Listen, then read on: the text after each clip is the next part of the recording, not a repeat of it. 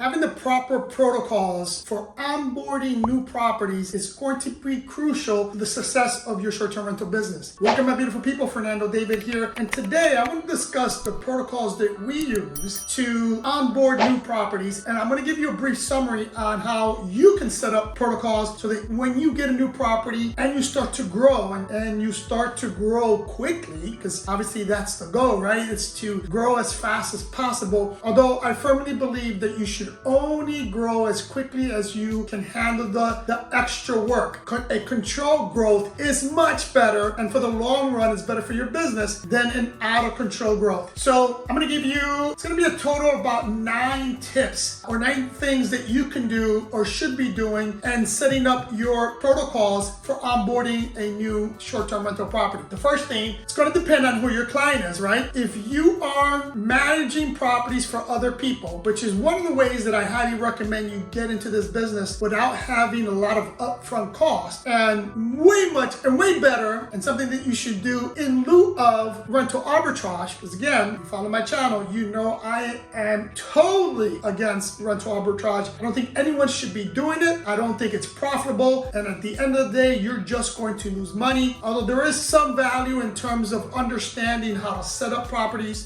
but it's a tough lesson to learn when you get into the arbitrage game and you're losing money. There's other ways to do it. If you want to give money away, then hire a mentor or hire a company like us, and we'll set you off on the right foot, and you won't lose hundreds of thousands of dollars through the arbitrage game. But let me get back on track, because I got off on a tangent there with rental arbitrage. So let's assume that you are either doing or managing your property, or you're going to manage someone else's property. If you're going to manage someone else's property, then the first thing you need to do is create a welcome package. Now, in that welcome package, you should be writing to the owner of the property and providing them with your marketing plan, what your goals are for that property, what potential revenues you can have, and providing them with a checklist of the stuff that you're going to be looking for when you do a property assessment. Number 2 is the property assessment. When you get a property, you or someone on your team should go do a site visit. At the bare minimum, do a safety inspection on the property. Make sure that when you take on a property, there are no issues with the property, because you don't want to get into something that's going to cost you some legal issues later on. So the property assessment is going to be huge for you. You should not, especially in the beginning, although it's very difficult to do, accept anything and everything that comes your way. You should be very selective as to what properties you want to bring on, because that in the long run is going to set you up for success. That property assessment is going to be huge. And within that property assessment, you're going to be able to figure out what's needed so that you can tell your owners, hey, before I take on this property, X, Y, and Z need to be corrected or need to be added to the property so it can be a successful short-term rental. Number 3 is going to be, if you decide to take on the property, is to create a contract and create that legal agreement between you and that property owner, or what contracts you're going to have with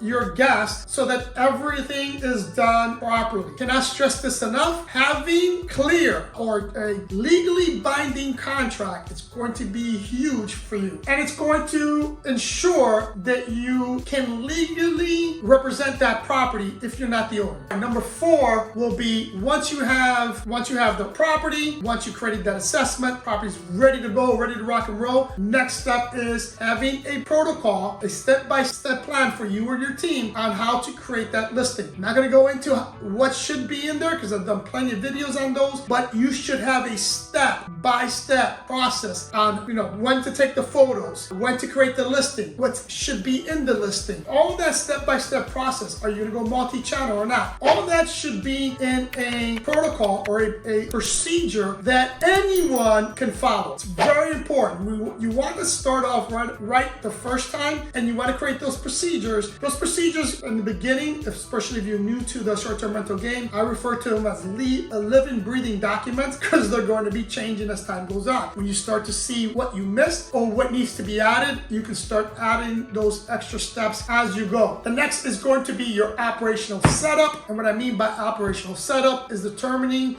what PMS system you're going to use, if any. I know people that only manage 2 or 3 properties that don't need a PMS system. At the very least, I highly recommend you get a channel manager, because once again, I'm a firm believer that you should not be advertising on only one channel. You should be multi-channel. So having a multi-channel system or multi-channel program or app, it's going to help you greatly organize your calendar so that you don't get double booking. Next is standardizing your property guidelines. Again, creating a comprehensive guideline for you, your team, and if you're managing for other people, for your owners, so that everyone's on the same page, and regardless of who's working, they're going to know what needs to get done and when it needs to get done. Step number 7, this is going to be completely on you, but you're going to need to do the same, is create a comprehensive training and a support section. Now with your training, this is going to be very time intensive, because you need to be able to provide a training course to your staff. And again, as you grow, you're going to need people to work with you. You cannot do this alone. So from the very beginning, as you're creating these processes and procedures, do yourself a favor and document that, right? Videotape it, document it, so when it comes time to create a training protocol for your staff member, it becomes very easy by going in there, just doing editing of what you currently have. Number 8 is going to be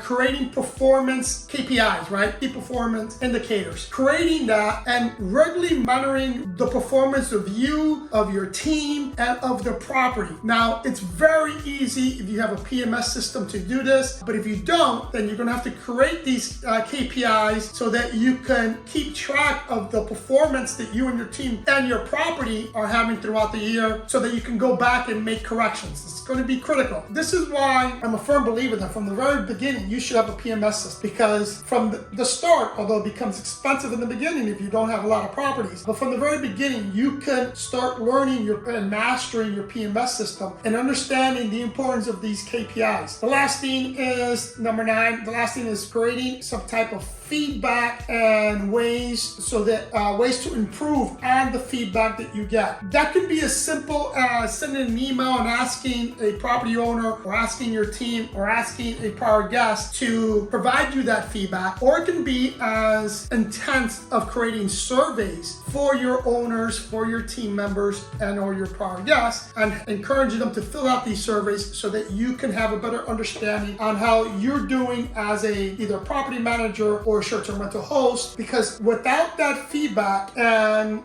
most people only use the review process that these platform has when a guest checks out, but I can tell you that's not enough. You should be getting, some people won't give you all of the feedback that you need. So creating a good survey or questionnaire for your prior guests, and more importantly for your property owners if you're managing for other people, is going to be critical. It also helps with communications with your property owners. It helps, it lets the property owners know that you care about their thoughts and they're involved in this process, so that you're not blindsided when they decide to either move on or they're not happy with something. You can catch that early. Well, my beautiful people, hope this information was useful. If it was, hit that like button, subscribe if you haven't subscribed, follow me on Instagram. If you want to donate to the channel or you want to have a conversation with me, then buy me a coffee. The link's below. Love you guys. See you in the next one.